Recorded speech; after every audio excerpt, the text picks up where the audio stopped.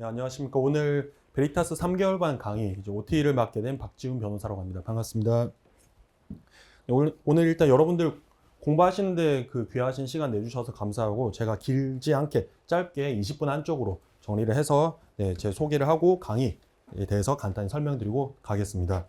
일단 저는 작년부터 이제 베리타스에서 본격적으로 강의를 했고 이제 양력은 서울대학교 졸업하고 부산대 로스쿨 졸업하고 박사과정을 하고 있고 7회 변시에서 고득점을 합격해서 이제 상법과 형사법 강의를 이제 주로 맡아서 하고 있습니다. 상법이랑 형사법이 좀 이제 겹치지 않지 않냐라고 생각하실 수 있는데 일단 상법도 이제 전공을 주로 하고 있고 형사법도 제가 점수를 고득점을 받은 경험이 있기 때문에 이 두 과목은 제가 지금 맡아서 담당을 하게 되었습니다. 그리고 교재는 이제 올해 3월에 곧 나올 예정인데 교재명은 이제 하이엔드 상법 사례형 하이엔드 시리즈로 이렇게 만들었어요. 그래서 하이엔드란 뜻이 명품 그런 뜻도 있지만 하이 고득점에서 엔드 마무리 고득점으로 마무리한다는 뜻으로 제가 실제 고득점 했던 비결 방법 이런 목 찾아내는 방법 이제 쟁점 분석 방법까지 제가 다 분석을 해드리겠습니다. 일단 전 상법 사례형 강의를 다음 달 이제 여러분들하고 같이 진행을 하게 될 겁니다. 그래서 7회 변시 상법 사례형에서 68.04점이라는 점수를 받았고 이 점수는 전국 최상위 1, 2%에 해당하는 점수를 받았습니다. 그래서 저도 현역 때는 이제 6월 모의 시험에서는 표준 점수 기준으로 35점, 거의 30점대를 받아봤기 때문에 30점대에서 이제 6모에서 8모, 10모로 점수가 이제 어떻게 비약적으로 상승했는지 6모 때는 35점, 8모 때는 50점, 그리고 10모 때는 60점, 그리고 변시 실전에서는 거의 70점 가까이 받았기 때문에 여러분들이 가지고 계시는 각각 점수대에 따라서 어떤 공부 방법을 접목하고 어떻게 공부하시면은 점수를 비약적으로 변시까지 상승시킬 수 있는지 그런 비결을 제시해 드리겠습니다. 그래서 다음 달부터 이제 수업을 할 때 단순 문제풀이가 아니라 거기 네 번째 이제 꼭지 보시면 아래와 같은 방식으로 변시 상법 고득점 방식을 전수해 드리는데 첫 번째로 이제 심도 있는 개념 이해로서 암기장 사례집을 통해서 정리를 해드리고 그 다음에 쟁점 추출 연습을 사례집으로 할 예정입니다. 제가 오늘 나눠드린 자료 중에서 한 장짜리 A4 한번 보시면 한 장짜리 있는데 앞쪽에 이제 쟁점 57 이사의 제3자에 대한 손해배상 책임이라고 적힌 메모가 붙어 있는 한글 파일 내용이 있을 겁니다. 여러분들이 사례형 문제를 푸실 때 시험을 보고 나왔을 때는 내가 이제 시험을 잘 봤다라고 했는데 그 점수가 나오면 생각보다 점수가 내 생각만큼 안 나온 경우가 많을 거예요. 그런 경우에는 논점 일탈이나 또는 중요한 쟁점들이 누락되었기 때문에 점수가 잘 안 나온 경우가 많아요. 큰 쟁점들, 중요 판례들은 모두 잘 써요. 이제 변시 때까지는 공부가 다 잘 되어 있기 때문에. 근데 일부 세부적인 쟁점들을 누락하는 경우가 있는데 그런 걸 방지하기 위해서 사례형 풀이, 가이드라인 보시면 제가 쟁점 추출의 근거가 되는 부분을 밑줄로 다 달아놨어요. 그래서 지금 현재 이제 사례형 교재 중에서 시중에 어떤 교재도 이렇게 문제에 각줄을 달아가지고 설명한 교재는 없는 것으로 알고 있고 제가 이렇게 각주 그리고 메모를 달아놨기 때문에 여러분들이 수업을 듣고 나중에 복습을 하실 때 따로 공부를 하실 때도 이렇게 쟁점 추출 또는 누락 방지 등을 할 수 있습니다. 그래서 사례형 기준으로 50점을 받기 위해서는 100점 만점 기준에 대략 한 70점, 80점 문제에 대해서만 쟁점을 크게 누락하지 않아도 50점은 나올 수 있어요. 그래서 50점, 40점대나 50점 미만으로 가는 경우에는 큰 쟁점, 큰 문제 2개에 대한 쟁점을 누락하기 때문에 그렇게 점수가 빠지는 경우가 많아요. 그래서 다시 정리해서 말씀드리면 여러분들이 쟁점 추출만 잘하셔도 평균 50점 이상은 충분히 받을 수 있고 그 이상 60점, 70점까지도 충분히 가능합니다.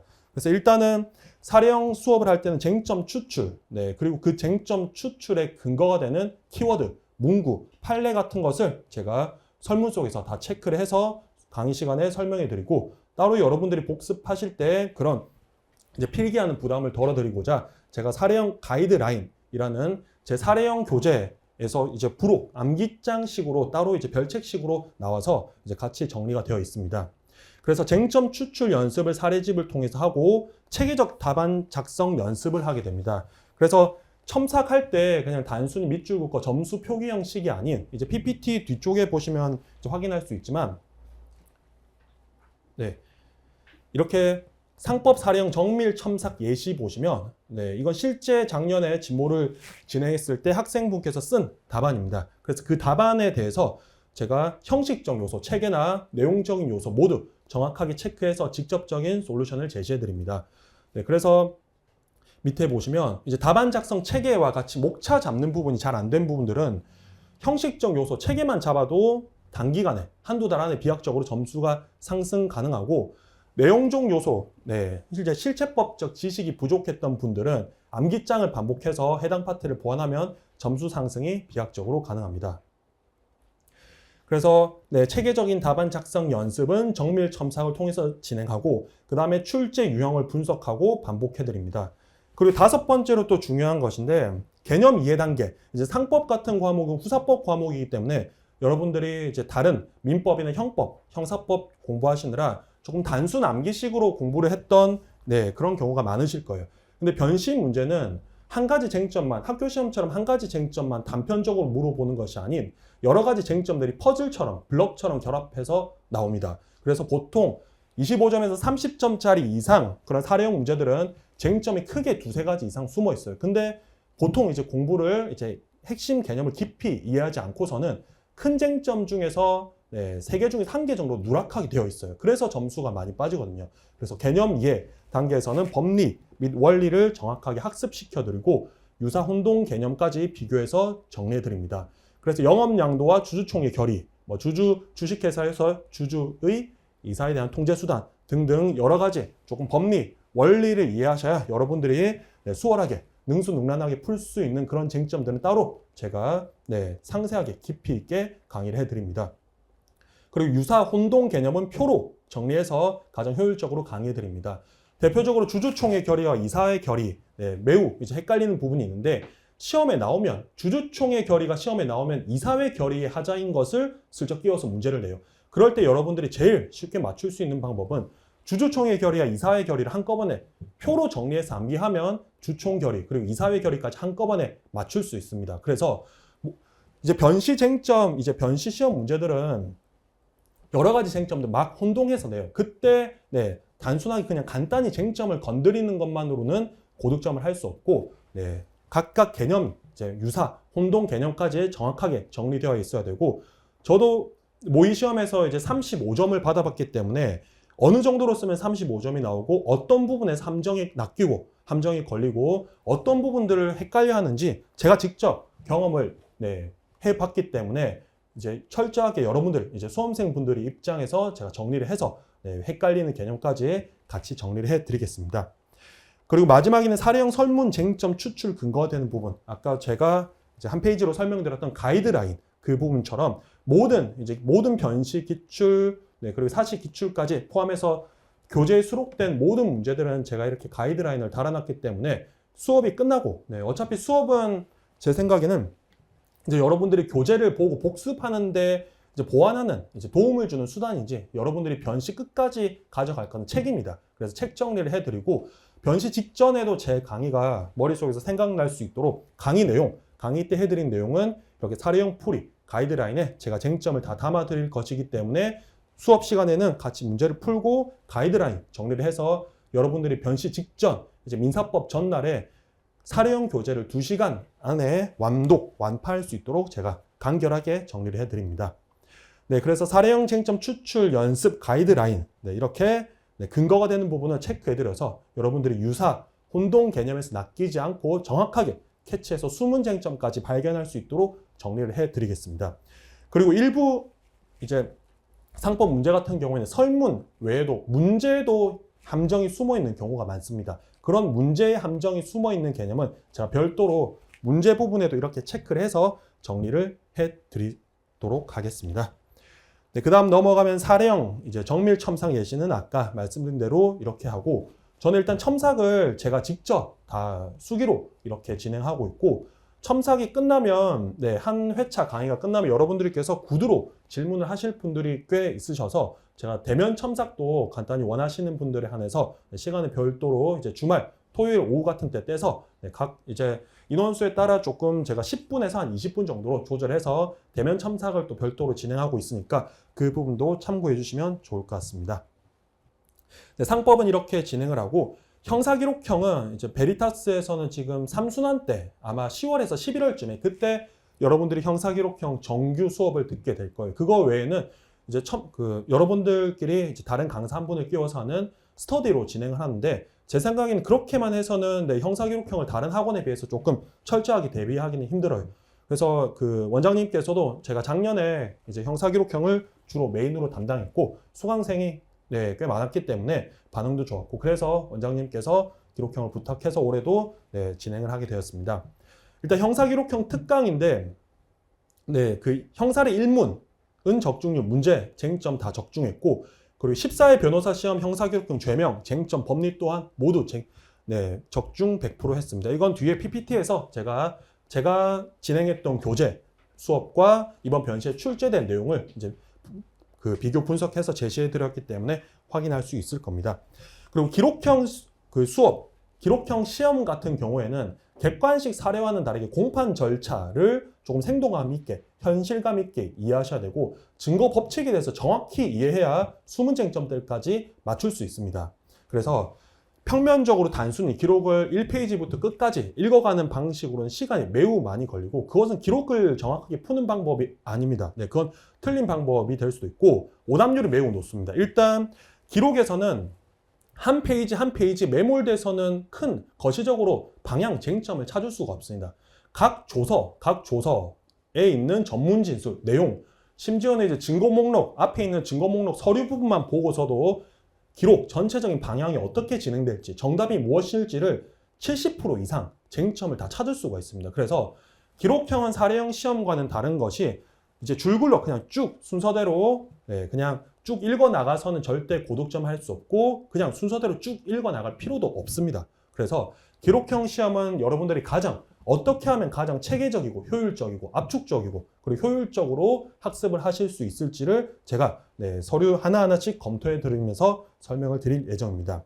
그래서 형사기록형 과목은 공소장 그리고 증거 목록부터 공판 조서 그리고 맨 마지막 기타 법원에 제출된 서류 목록이 있을 거예요.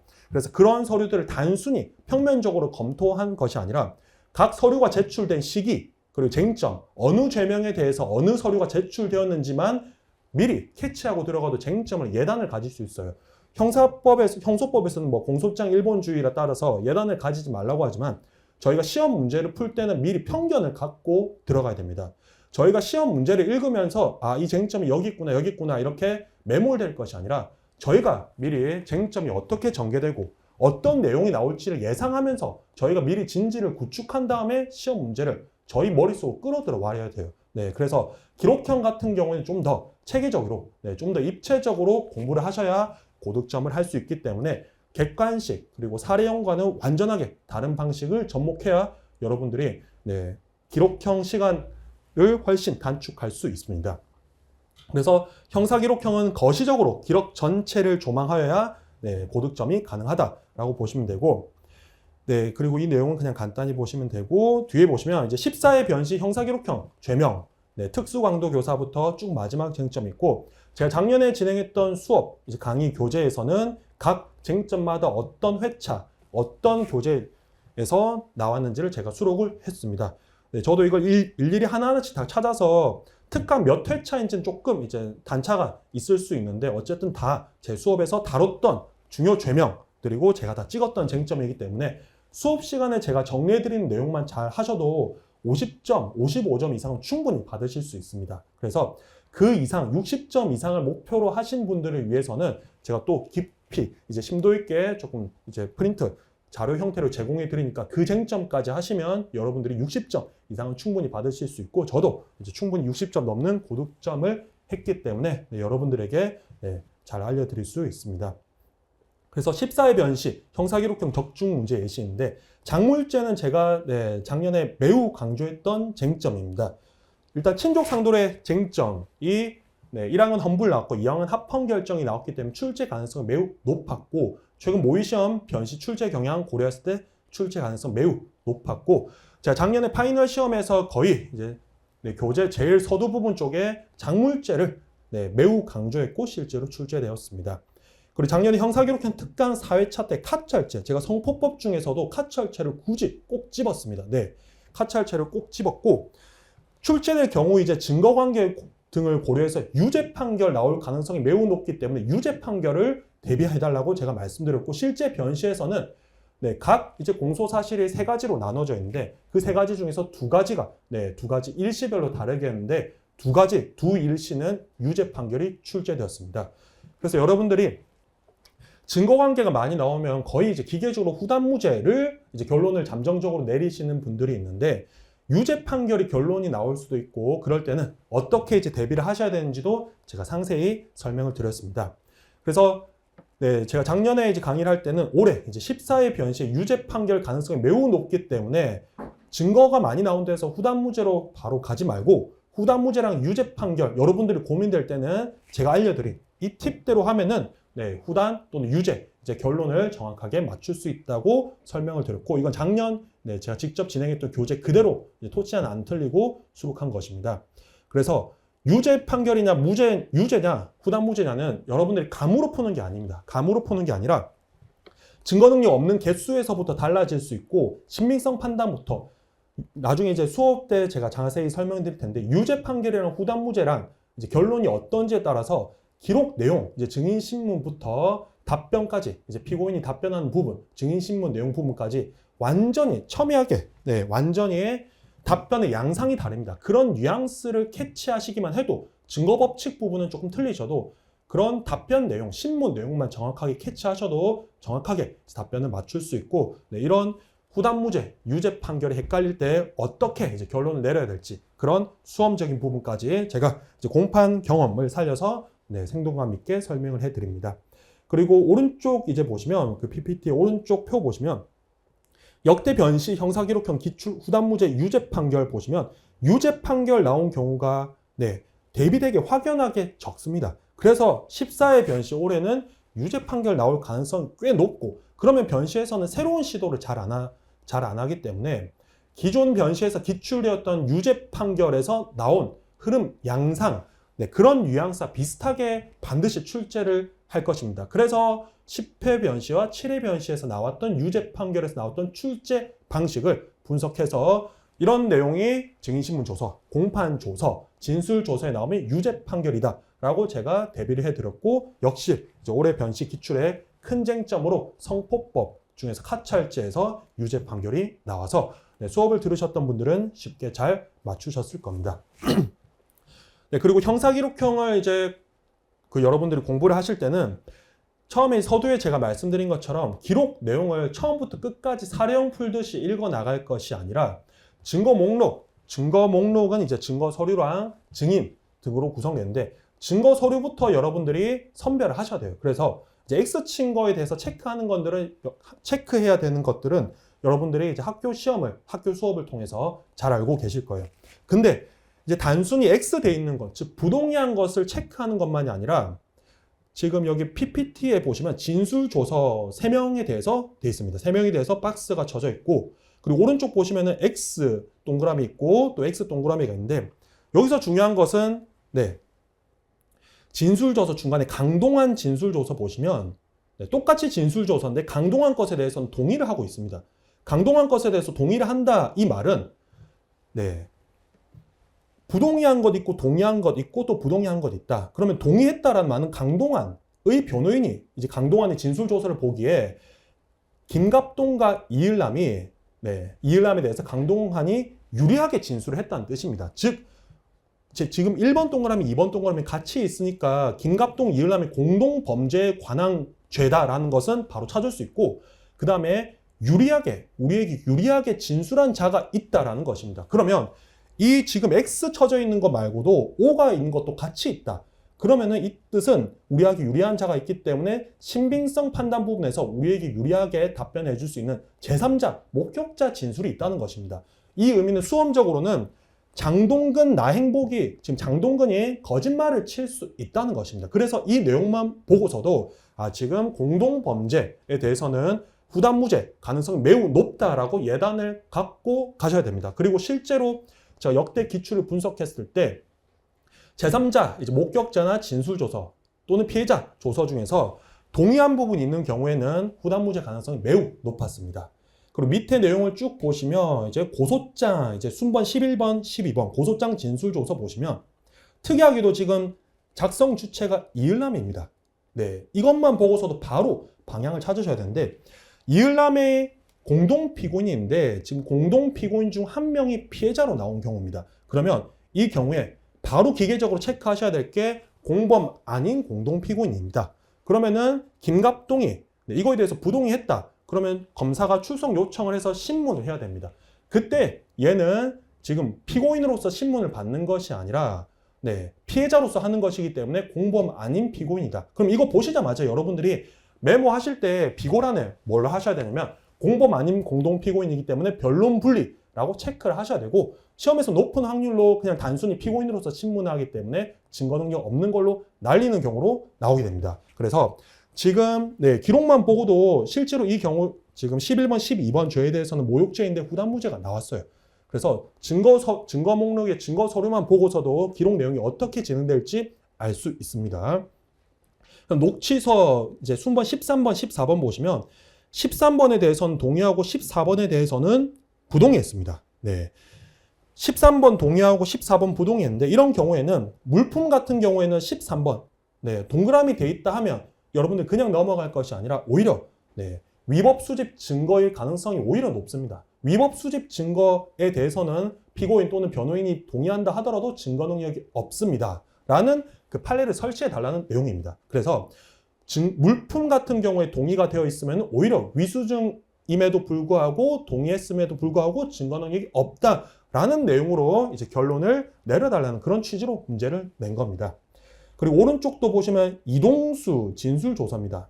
이제 나중에 7회 변시 대상인데 이동수도 마찬가지로 이제 피해자 측 이제 증인으로 보이는데 그에 대해서 지금 김갑동, 이을남이 모두 동의하고 있습니다. 그러면 유리하게 진술을 한 자가 이동수, 강동환 있고 불리한 자는 장동근. 그러면 결국 공동범죄 부분에 대해서는 후단무죄 가능성이 매우 높다라는 걸 저희가 알고 들어가기 때문에 지금 공소장이 나오기 전에도 답이 어떻게 나올지 크게 저희가 예상하면서 들어갈 수 있습니다.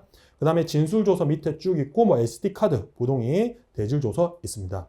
이렇게 증거 목록, 이제 증거 목록은 크게 검찰 제출한 증거 목록, 그 다음에 피고인 또는 변호인이 제출한 증거 목록이 있는데 검찰에서 제출한 증거는 증거 서류, 그 다음 편철이 이제 공판 기록이 편철되는 방법이 증거 서류 나오고 그 다음에 증인 나옵니다. 마찬가지로 변호인이 제출한 것도 증거 서류, 그 다음에 증인 나오고 예전에는 증거 서류, 증거 목록 중에서 증거 서류만 자세히 보셨는데 그 다음에 나오는 이제 증거 목록, 증인 부분만 보고서도 여러분들이 답을 80% 이상 맞출 수 있습니다.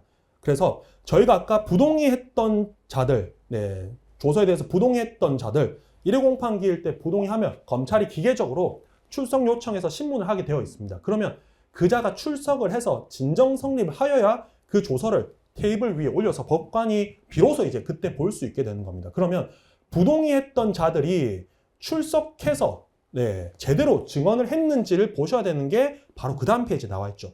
그래서 증거 목록, 증인 등 분석 보시면 증거 목록 부분부터 쟁점 기록 방향을 예상하면서 선제적으로 기록 검토 가능인데 오른쪽 이제 기록 로 데이터 보시면 김갑서입니다. 김갑서는 어쨌든 피고인 입장에서 얘가 불리하게 진술한다 싶었으니까 부동의했죠. 그럼 나와서 진정 성립을 해야 돼요. 근데 오른쪽 보시면 증언 거부되어 있습니다.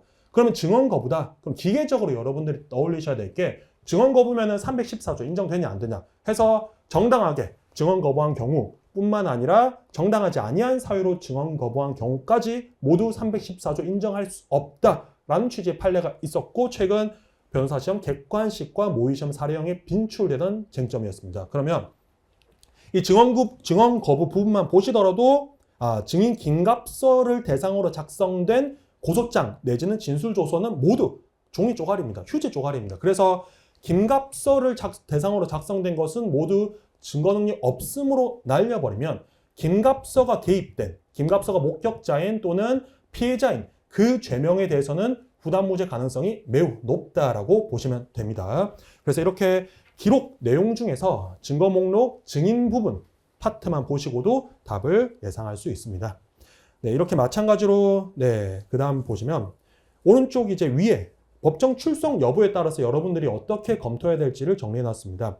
출석 여부인데 출석을 안 했다. 그러면은 오른쪽 증거능력 바로 314조 적용되지 않는 한 없다. 그다음 출석했다. 그러면 증언 거부는 정당한지 안 한지 무관하게 모두 증거능력 없고 출석했고 증언도 제대로 했다. 그러면 끝이 아닙니다. 여러분들 이때 더 꼼꼼하게 보셔야 되는데 여기서 나오는 게 전문 법칙, 재전문 법칙 나오고 신빙성 판단은 여기서 나오는 것입니다. 그래서 후단무죄에서 신빙성 판단은 이제 공판조서에서 여러분들이 보셔야 될 거는 일단 증거능력 있는 거에 대해서 보셔야 되고, 네, 증거능력 없는 거는 신빙성 검토할 필요가 없습니다. 나중에 이제 수사기관에서 내용 부인한 것 조서가 탄핵 증거로 쓰일 수 있는지 그건 변론으로 하고, 네, 일단 이 정도로 보시면 되겠습니다. 그리고 정밀 첨삭도 마찬가지로 형사기록형도 이렇게 정밀 첨삭을 진행하고 단순 표기형이 아닌 각 쟁점별 기재례 그리고 답안 작성 방식에 대해서 세밀하게 첨삭을 진행합니다. 그리고 후단무죄 같은 경우는 여러분들이 이제 답을 쓰실 때 똑같은 내용을 쓰시더라도 조금 더 효율적으로 네, 간결하게 쓰면서 모든 배점을 다 받아갈 수 있는 방법. 네, 그래서 법정에서 진술하는 전문 진술과 전문 진술이 기재된 조서의 진술을 따로 쓰시는 분들이 있는데 함께 써야 됩니다. 네, 함께 써야 시간도 줄일 수 있고 채점자가 보기에도 이제 채점위원이 보시기에도 이제 증거법칙 체계를 정확히 이해하고 있구나라는 느낌을 받을 수 있습니다. 그래서 실체법적 지식뿐만 아니라 형식적인 부분까지 이렇게 세밀하게 제가 다 이제 코멘트를 드려서 여러분들이 부족한 부분을 단기간에 이제 보완할 수 있도록 정리를 해드리겠습니다. 그리고 형사기록형을 시험을 잘 보기 위해서는 당연히 실체법적 지식이 탄탄해야 됩니다. 실체법적 지식이 기록에 녹아있는 걸 찾아내는 연습이기 때문에 이제 기록형에서 자주 빈출되는 법리는 그나마 다행히도 정해져 있습니다. 그래서 그 정해져 있는 법리 중에서 여러분들이 어떤 부분을 헷갈릴지 저도 이제 수험생으로서 거의 7, 8년 전이긴 하지만 다 경험해 봤기 때문에 여러분들이 기록형 쟁점에서 헷갈리는 것을 제가 표로 이렇게 다 정리를 했습니다.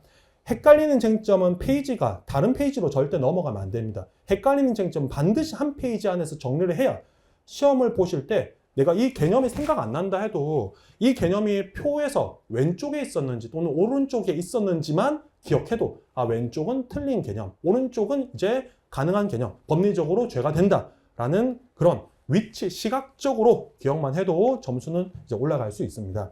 그래서 대표적으로 형법, 기록형에서, 형사기록형에서 뇌물죄가 잘 나오는데 뇌물죄 3대장 있죠. 뇌물수수죄의 공동정범, 그리고 제3자 뇌물수수죄, 증뇌물 전달죄가 있습니다. 이 내용은 변시, 최근 8회에서 13회 변시, 올해 14회도 나왔죠.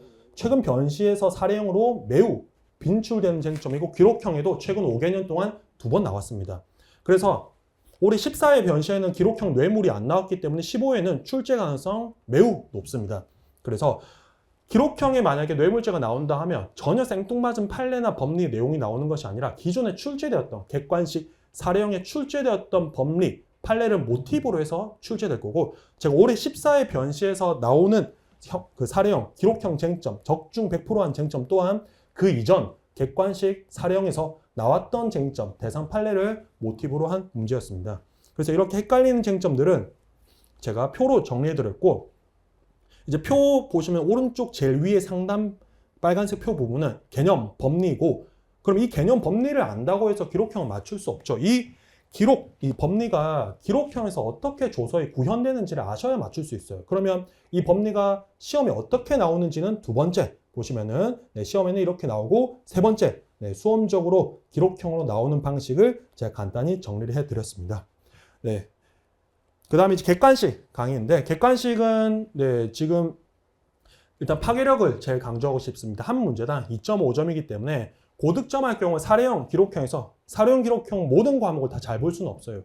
반드시 이제 좀 잘 본 과목도 있으면 조금 부족한 과목도 있을 거예요. 그래서 한 문제당 2.5점이고 두 문제만 맞추셔도 표점 사례형 기록 기준으로 5점이 올라가기 때문에 객관식의 파괴력은 아주 이제 가성비가 좋은 소위 가성비가 좋은 과목이기 때문에 여러분들이 발표 전까지 최소 두세 과목은 객관식을 정리를 해 놓으셔야 나중에 빠르게 정리를 할 수 있습니다. 그래서 객관식 강의에서는 일단 변시 14개년 플러스 모의시험 5개년이고 정답 근거가 되는 핵심 문구를 간결하게 정리해 드려서 나중에 이제 변시 직전에 여러분들이 빠르게 일회독 할 수 있도록 정리를 해드립니다. 오늘 일단 제가 시간을 최대한 맞추려고 해서 일단 지금 오늘 OT는 여기까지 하고 여러분들이 이제 따로 이제 공부를 하실 때 형사기록형이나 사례형 같은 경우에는 품이 많이 들어요. 그래서 그 여러분들이 들 수 있는 품 그리고 함정 그런 것들을 제가 다 체크를 해서 정리를 해드리고자 했고 오늘 이제 비록 나중에 이제 수업을 수강하지 않으신다 하더라도 기록형 같은 경우에는 제 PPT에서 정리된 간결하지만 그런 내용을 통해서 여러분들이 조금 선제적으로 기록을 검토하고 상법 사례형 또한 공부 방식을 어떻게 해야 될지 제 가이드라인 식으로 정리를 해서 할 수 있도록 제가 간단하게 정리를 했습니다. 그래서 그 다음 달 4월 중순쯤에 이제 그 상법 사례형 과목 들어가고 특강은 다다음 주부터 제가 진행을 하게 되었습니다. 그때 이제 인원이 되면 여러분들 뵙고 다시 본격적으로 수업을 진행하고자 합니다. 오늘 수업은 오늘 OT는 여기까지고 이상 마치겠습니다. 감사합니다.